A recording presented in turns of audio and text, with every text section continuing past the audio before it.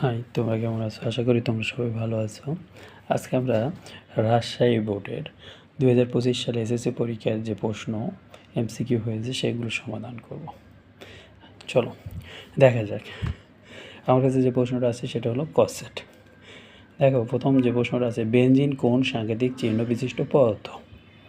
আমরা জানি বেনজিন দুই ধরনের পদার্থের মধ্যে পড়ে, একটা বিষাক্ত আর একটা স্বাস্থ্য ঝুঁকিপূর্ণ পদার্থ।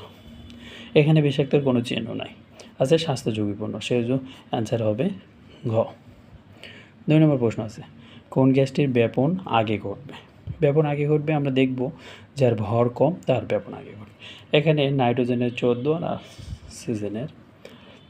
অক্সিজেনের 32, 14 আর 32-এ 46, সালফারের 32 আর অক্সিজেনের 32, 64, কার্বন ডাইঅক্সাইড 44, মিথেনের হলো 16।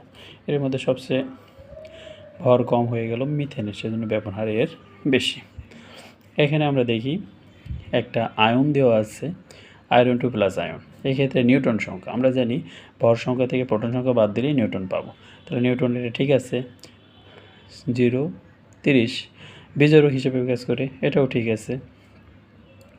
আর এখানে ইলেকট্রন বিন্যাস দেওয়া আছে আর্গন 18 আর 20, 6, 26, কিন্তু এখানে 2 প্লাস থাকার কারণে দুইটা ইলেকট্রন কম হবে, সুতরাং অ্যান্সার হবে কত? 1 আর 2, 1 আর 2 অ্যান্সার, তার মানে 3-এর ক। ফসফেট যৌগমূলকের আধান কোনটি? এটা আমরা পঞ্চম অধ্যায়ের যৌগমূলকের যে একটা ছক আছে সেখানে গেলেই পেয়ে যাব। এখানে ফসফেটের যৌগ সংকেতটা হলো এইরকম যৌগমূলক, তাহলে এখানে চার্জটা কত? 3-, তাহলে অ্যান্সারটা এটা। কোনটি ঊর্ধ্বপাতিত পদার্থ? এখানে আমার দেখতে হবে আসলে কোন পদার্থ। এর মধ্যে গ নম্বর হলো কর্পূরের সংকেত। আসলে ঊর্ধ্বপাতিত পদার্থ যেসব পদার্থ তাপ দিলে কঠিন থেকে তরল না হয়ে গ্যাসীয় হয় তাদেরকে আমরা ঊর্ধ্বপাতিত পদার্থ বলি।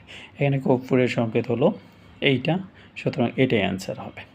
এরপরে আছে ভ্যানাডিয়ামের এম শেলের ইলেকট্রন বিন্যাস কত?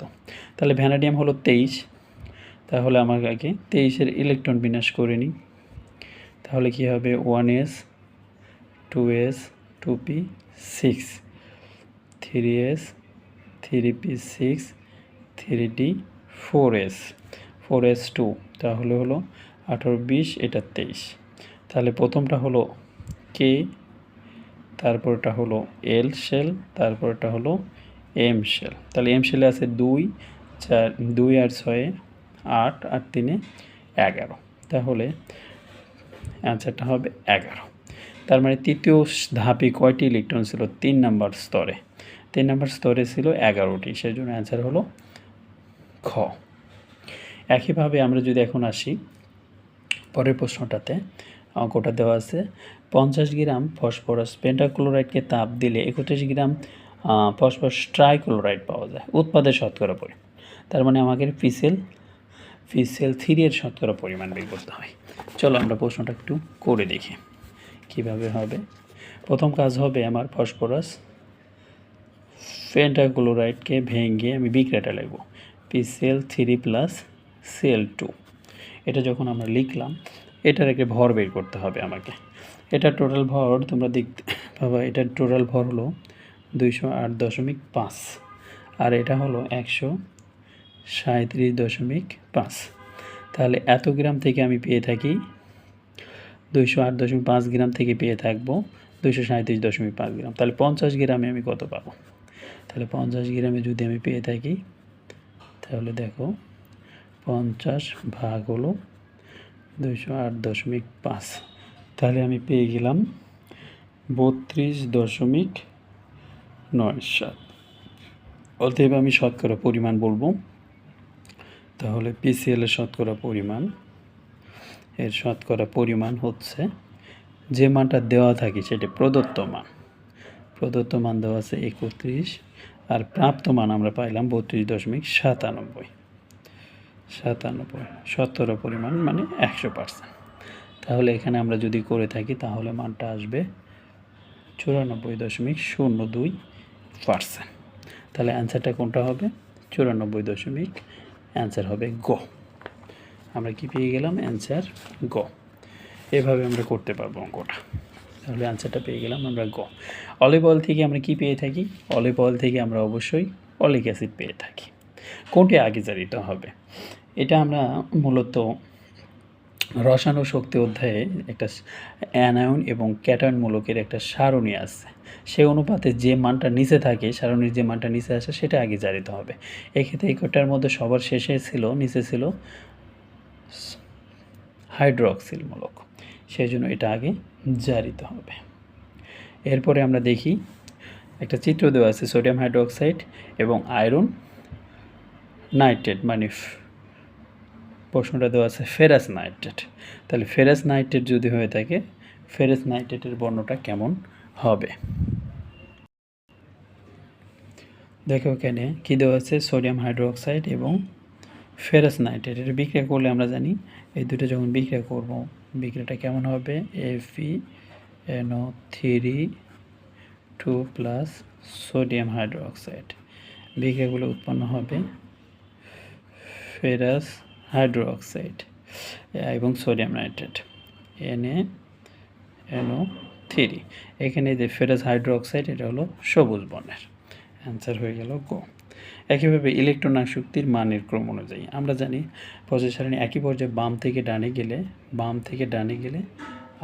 বাম থেকে যখন আমরা ডানে যাব তখন ইলেকট্রন আসক্তি বাড়বে। এক্ষেত্রে কার্বন এবং প্রথমে কার্বন আছে একই পর্যায়ে, কার্বন আর বোরনের মধ্যে কার্বন আছে ডানে, সেই জন্য এর বেশি, তারপরে একইভাবে এই দুটার মধ্যে এ আগে তারপরে কেন হিসেবে হওয়ার কথা ছিল সিলিকন, কারণ হবে ফসফরাসের বহিঃস্তরে 3টা ইলেকট্রন আছে, মানে অর্ধপূর্ণ থাকার কারণে এই ঘটনাটা ঘটবে। এখন নাইট্রোজেন পেন্টাঅক্সাইডের সুপ্ত যোজনী। আমরা জানি নাইট্রোজেনের সর্বোচ্চ যোজনী 5 আর এই যৌগের যোজনী হলো 5, তাহলে বিয়োগ করলে কত হবে? 0। দেখো 13 নম্বর প্রশ্ন, অ্যামোনিয়া প্লাস সালফিউরিক অ্যাসিড বিক্রিয়া করে এ যৌগ উৎপন্ন হবে। আসলে এটা উৎপন্ন হবে কি? এই দুটো যদি আমরা বিক্রিয়া করে থাকি উৎপন্ন হয় এ হবে অ্যামোনিয়াম সালফেট SO4 প্লাস পানি। তো এই ক্ষেত্রে আমরা অ্যামোনিয়াম সালফেটের ভর আমরা 132 পেয়ে থাকি। এটা উদ্ভিদ এবং উদ্ভিদের নাইট্রোজেন এবং সালফার গ্রহণ করে থাকে এখান থেকে মাটি, এখানে 3টাই হবে। আমরা ট্রিটিয়ামের সংকেত কি জানি? এইটা। এখানে এই দুটোর পার্থক্য হলো নিউট্রন সংখ্যা, তাহলে এইটা। এখন আমরা দেখব সালফারের জারণ সংখ্যা এখানে 4 কত? এখানে খ নম্বর হবে। কেন? এখান থেকে যদি বের করি 1 গুণন 2 প্লাস এক্স প্লাস মাইনাস 2 গুণন 3 সমান 0, তাহলে এখানে 2 plus x minus 6 equal to 0, তাহলে এক্সের মান হবে +4। তাহলে অ্যান্সারটা এটা।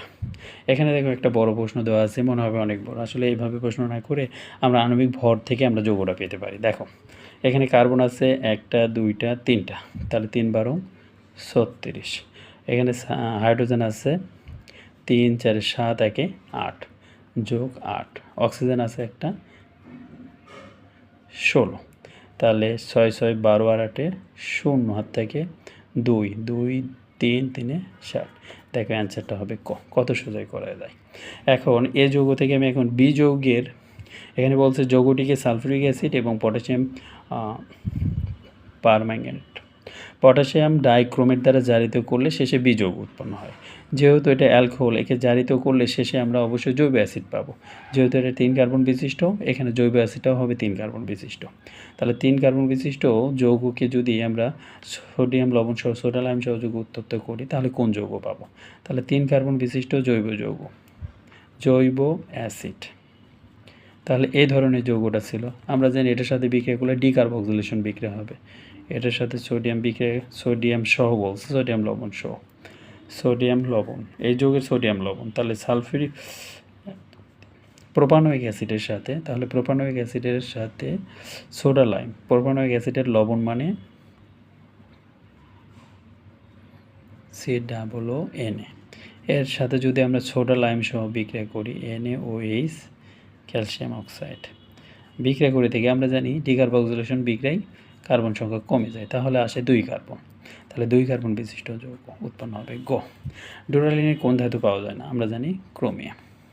সুপার হিটেড ওয়াটার আমরা জানি 100 থেকে সর্বোচ্চ 300, যেহেতু এখানে সর্বোচ্চ আছে 374 হবে।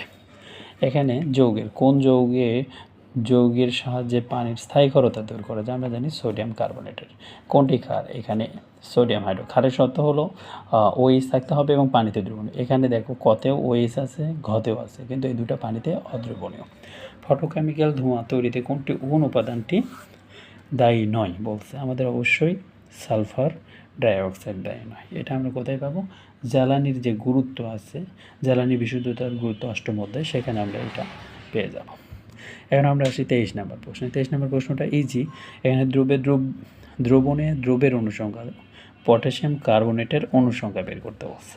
তাহলে পটাশিয়াম কার্বনেটের যদি অনুসংখ্যা বের করতে যাই, তাহলে আগে আমার কি বের করতে হবে? ডাব্লিউ। তাহলে ডাব্লিউ সমান আমরা কি জানি? SMV divided 1000। তাহলে এস এর মান দেওয়া আছে হচ্ছে 0.5, আর এখানে পটাশিয়াম কার্বনেটের ভর হচ্ছে 138, গুণন হলো 500 ডিভাইডেড 1000 আমরা লিখলাম। 1000 লেখার পর এই মানটা আসলো আমাদের 34.5 গ্রাম। তাহলে আমরা এভাবে করতে পারি, অনুসংখ্যা যেহেতু বলছে, তার মানে পটাশিয়াম 138-এ অণু আছে 022 গুণন 10⁻23, তাহলে 34.5-এ থাকবে। তাহলে 34.5-এ থাকবে 6.022 গুণন 10⁻23 ভাগ হলো 138 গুণন হলো 34.5। তাহলে মানটা আমাদের আসবে 1.5 গুণন 10⁻23। তাহলে অ্যান্সার কোনটা হবে? গ। একইভাবে আমরা জানি এই পটাশিয়াম কার্বনেটের মধ্যে যদি আমি যোগ করে থাকি K2CO3-র সাথে যদি HCl যোগ করে থাকি, তাহলে বিক্রিয়া কী উৎপন্ন হবে? Potassium chloride plus carbon dioxide plus পানি। এখন সমতা করলে আসবে, যেহেতু এখানে দুইটা হাইড্রোজেন আছে 2, এখানেও 2। তো এখন আমরা জানি এখান থেকে এটা উৎপন্ন হবে। এটার ভর ছিল 138, আর আমরা যে প্রমাণ অবস্থায় মানে 22.4 লিটার। তাহলে প্রশ্নটা কী হবে? আমরা জানি যেহেতু এটা এই দুটো উৎপন্ন হচ্ছে পটাশিয়াম ক্লোরাইড কার্বন ডাইঅক্সাইড, যেহেতু পটাশিয়াম ক্লোরাইড উৎপন্ন হয়েছে এটা আণবিক যৌগ, তার মানে অধক্ষিপ্ত হবে, এটা হবে। এখন এটা আমাকে প্রমাণ অবস্থা দেখতে হবে। প্রমাণ অবস্থা মানে 22.4 লিটার। তাহলে 138 গ্রাম থেকে 22.4 লিটার উৎপন্ন হয়। তাহলে আমরা এর আগে যে পেয়েছিলাম 34.5 গ্রাম, তাহলে 34.5 গ্রাম থেকে কত উৎপন্ন হয়? তাহলে আমরা লিখব 138 গ্রাম থেকে কার্বন ডাইঅক্সাইড পেয়ে থাকি 22.4 লিটার। তাহলে 34.5-এ পাবো 22.4 গুণন 34.5 ডিভাইডেড 138 সমান 5.6 লিটার। তার মানে তিনটে অ্যান্সারই হবে। কোনটি অবস্থান্তর মৌল? আমাদের অবশ্যই এটা ম্যাঙ্গানিজ। ধন্যবাদ। তোমাদের যদি এভাবে ভালো লাগে তাহলে তোমরা কমেন্ট করতে পারো।